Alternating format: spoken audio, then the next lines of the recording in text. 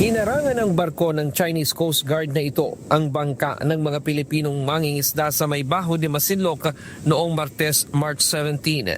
Ayon sa mga Pilipinong mangingisda, nagsagawa ng dangerous maneuver ang tatlong barko ng Chinese Coast Guard kung saan sumali pa ang tatlong malalaking maritime militia vessel ng mga ito.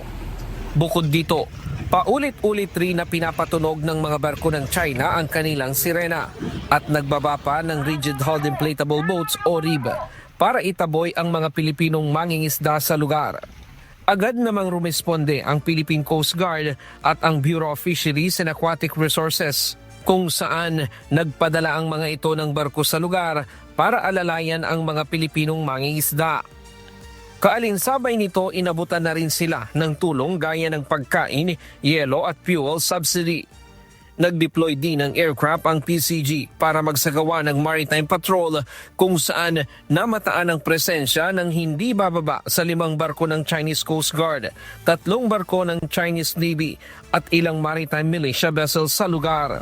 I-radio challenge ng PCG aircraft at kinwestiyon ang presensya ng mga barko ng China sa loob ng karagatang sakop ng Pilipinas.